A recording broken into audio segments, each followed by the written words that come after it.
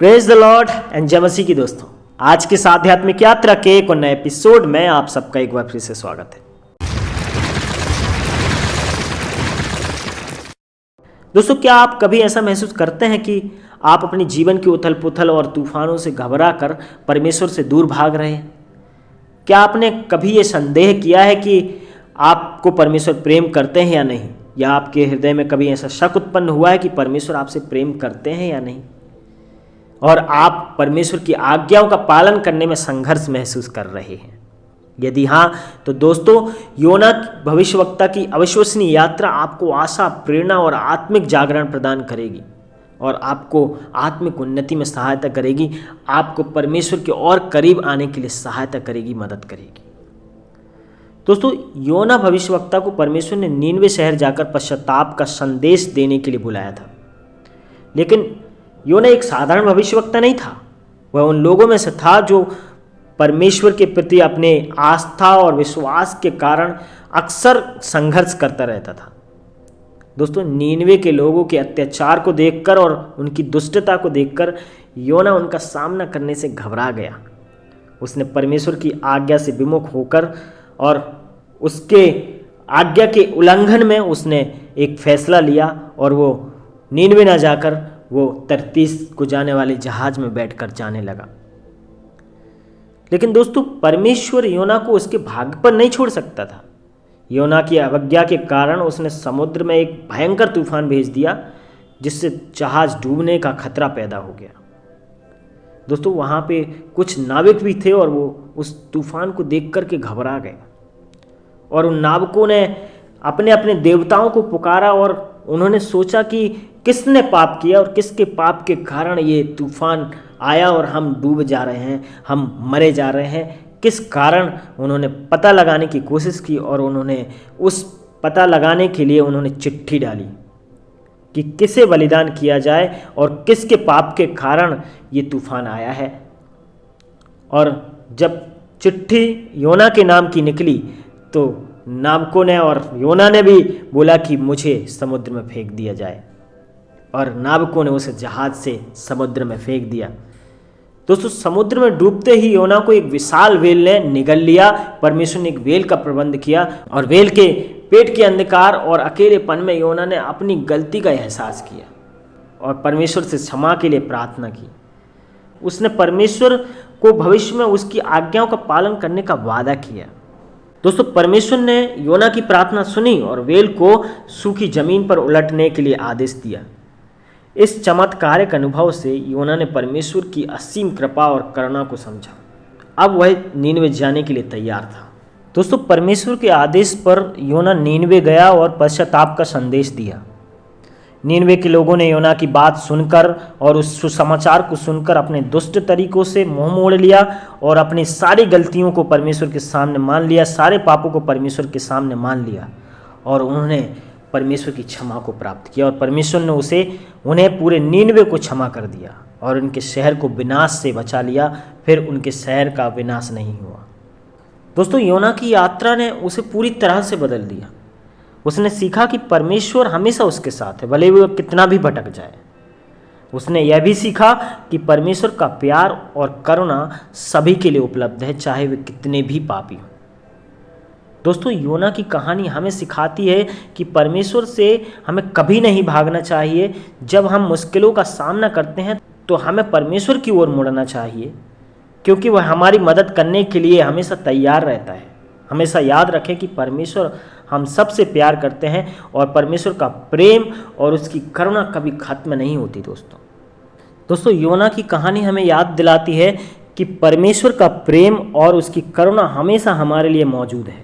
चाहे हम कितना भी भटक जाएं, वह हमारे साथ हमेशा रहेगा और हमें मार्गदर्शन करने के लिए, हमारा समर्थन करने के लिए वो तैयार है। इसलिए जब आप मुश्किलों का सामना कर रहे हों तो हार न मानें, परमेश्वर की तरफ मुड़ें। परमेश्वर आपकी सहायता, मदद जरूर करेगा। दोस्तों, योना की कहानी से हम कई बातें सीख सकते हैं। सबसे पहले हम सीख सकते हैं कि जब हम परमेश्वर की अवज्ञा करते हैं तब भी परमेश्वर हमसे प्रेम करता है।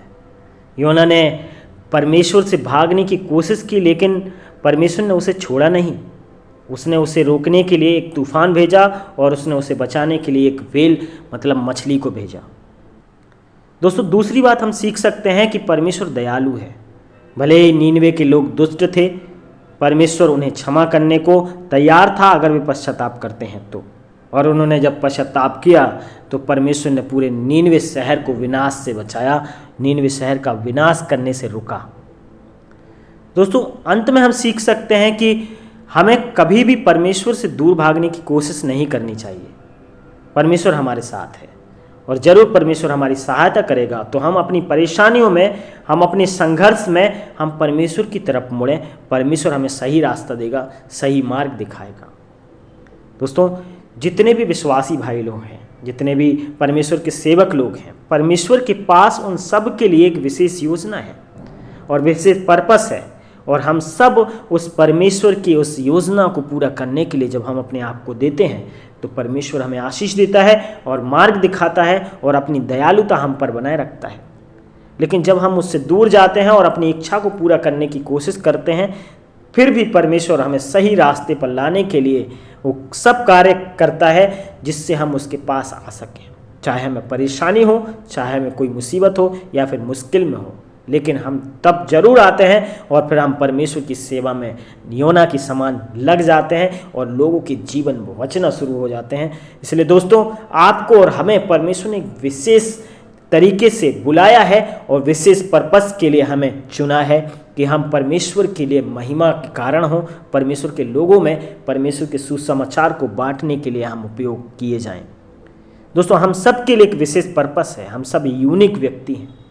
योना की तरह परमेश्वर ने जब योना को यह आज्ञा दी कि वो नीनवे जाकर परमेश्वर के सुसमाचार को, उस पश्चाताप के संदेश को नीनवे शहर में बांटे, लेकिन जब वो परमेश्वर की आज्ञा से विमुख हुआ, जब वो परमेश्वर से दूर हुआ, तो उस परमेश्वर ने उसे अपने पास लाने के लिए एक तरीका खोजा और परमेश्वर ने उसे इवन समुद्र में भी मरने नहीं दिया। उसने एक व्हेल का प्रबंध किया, उसने उस व्हेल के अंदर उसे सुरक्षित रखा और जब उसने प्रार्थना की कि परमेश्वर में बाहर निकलने के बाद मैं आपकी आज्ञा का पालन करूंगा, और फिर परमेश्वर ने उस व्हेल को आदेश दिया कि वो 3 दिन बाद सूखी जमीन पर उसे उगल दे, उसे उलट दे, ताकि वो परमेश्वर की महिमा के लिए फिर से एक बड़ी गवाही के रूप में नीनवे के लोगों के बीच में जा सके और उस पश्चाताप के संदेश को दे सके।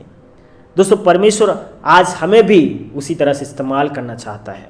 बहुत सारे लोग हैं जो दुष्टता में हैं, जो अंधकार में हैं, जो अत्याचार में हैं, लेकिन जब हम परमेश्वर के इस पश्चाताप के संदेश को उन तक पहुंचाएंगे तो परमेश्वर उन पर दया दिखाएगा और उनको भी विनाश होने से बचाएगा, उनको भी मृत्यु के द्वार से बचाएगा।